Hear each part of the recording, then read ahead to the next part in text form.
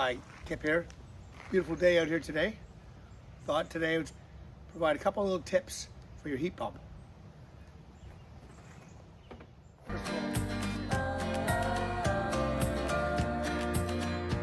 First of all, on the settings, pick a temperature, whether it's the winter or the summer, set it and leave it. Minimize the changes to your thermostat. Second on the list, don't use the auto mode control.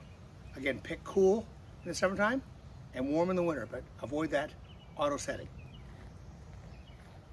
Keeping plants or shrubs away from your compressor. Don't let things grow in the way.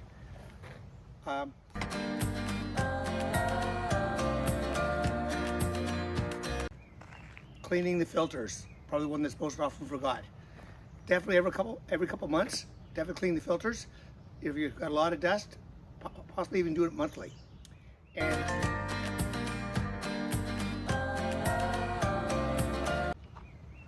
so it's great yourself looking after every 2 to 3 months having that filter cleaned, but every year to 2 years have the unit professionally cleaned, and they'll come in and they'll put tarps over it and they'll take it apart and it'll be thoroughly done. So again, that's to maintain the life of your equipment.